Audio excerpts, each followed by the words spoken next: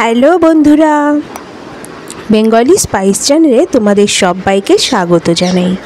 আজকে আমি তোমাদের সাথে একটা ভীষণ সিম্পল আর টেস্টি আলুর রেসিপি শেয়ার করছি, যে রেসিপিটি বানানো ভীষণই সহজ। তাহলে চলো শুরু করি। এর জন্য আমি নিয়েছি 500 গ্রাম ছোট আলু। এখানে বড় আলু নিলেও চলবে। এবার এই আলুগুলোকে সেদ্ধ করে নেব। তার জন্য একটা সসপ্যানে গরম জল বসিয়েছি, আর জল ফুটতে শুরু করলে দিয়ে দিচ্ছি নুন। এবার এই ফুটন্ত জলে দিয়ে দিচ্ছি ধুয়ে রাখা আলুগুলো। এই আলুগুলোকে আমাদের 80 থেকে 90% সেদ্ধ করে নিতে হবে।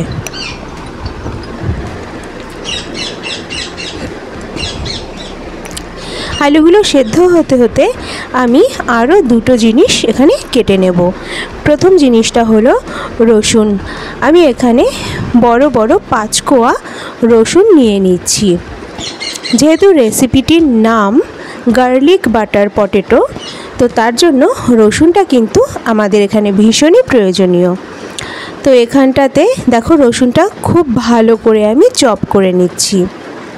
যত সম্ভব ভালোভাবে রসুনটা চপ করে নেওয়ার পরে আমি এখন এখানে কিছুটা পরিমাণে ধনে পাতাও ভালো করে কুচিয়ে নিচ্ছি।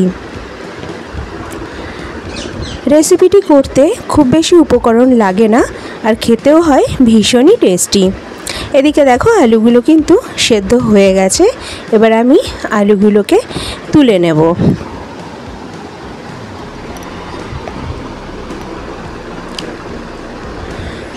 আলুগুলোকে তুলে নিয়ে এবার আমি আলুগুলোর খোসা ছাড়িয়ে নিচ্ছি। যেহেতু আমি এখানে পুরনো আলু নিয়েছি, তার জন্য খোসাটা ছাড়াতে হচ্ছে। যদি তোমরা নতুন আলু ব্যবহার করো, তাহলে কিন্তু খোসা ছাড়ানোর কোনো প্রয়োজন নেই। খোসাটা থাকলে বরঞ্চ টেস্টটা আরও বেশি ভালো আসবে। তো আমি একে একে আলুর খোসাগুলো সমস্ত ছাড়িয়ে নিচ্ছি।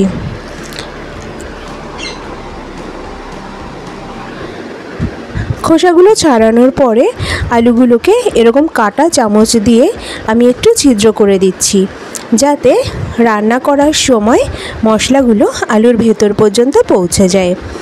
এবার গ্যাসে একটা কড়াই গরম করে তার ভেতরে দিয়ে দিয়েছি সামান্য সানফ্লাওয়ার অয়েল। এখানে রিফাইন্ড তেলও দিতে পারো, অথবা কোনো রকম তেল ব্যবহার না করে সরাসরি বাটারে পুরো রান্নাটা করে নিতে পারো।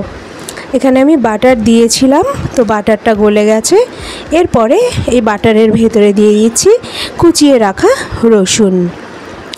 এই অবস্থাতে গ্যাসের ফ্লেমটা কিন্তু একদম লো অবস্থায় থাকবে, না হলে কিন্তু রসুন কুচিগুলো পুড়ে যাবে, আর পুড়ে গেলে রেসিপিটি একদমই ভালো লাগবে না। বাটারের ভেতরে রসুনটা যখন ভাজা ভাজা হয়ে যাবে, খুব সুন্দর একটা গন্ধ ছাড়বে। এরপরে দিয়ে দিচ্ছি সামান্য হলুদ। এই রেসিপিটি কিন্তু সাধারণত সাদাই হয়ে থাকে, হলুদ ব্যবহার হয় না, কিন্তু আমার হলুদটা একটু পছন্দ, তার জন্য আমি হলুদ ব্যবহার করছি। এরপরে দিয়ে দেব সেদ্ধ করে রাখা আলুগুলো। খুব হালকা হাতে আলুগুলোকে আমি মিশিয়ে নেব।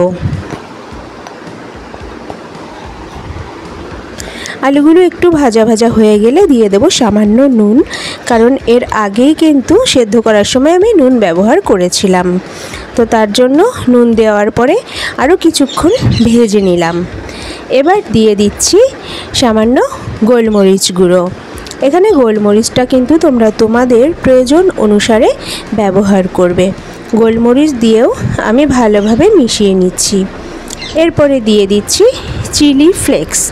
চিলি ফ্লেক্সটা কিন্তু ভীষণই প্রয়োজনীয় উপকরণ। এখানে চিলি ফ্লেক্সটা দিলে এই আলুর টেস্টটা আরও বেশি ভালো হবে। এবার দিয়ে দিচ্ছি আরও এক টুকরো বাটার আর কুচিয়ে রাখা ধনে পাতা। আমাদের কিন্তু যত উপকরণ ছিল, সব উপকরণগুলি কিন্তু ব্যবহার করা হয়ে গেছে। আর এই গার্লিক বাটার পটেটোটা রান্নাও কিন্তু অলমোস্ট শেষের পর্যায়ে। এবার সার্ভ করে দিচ্ছি। রেসিপিটি যদি তোমাদের ভালো লাগে লাইক, কমেন্ট, শেয়ার, সাবস্ক্রাইব করে দিও। দেখা হবে পরের ভিডিওতে।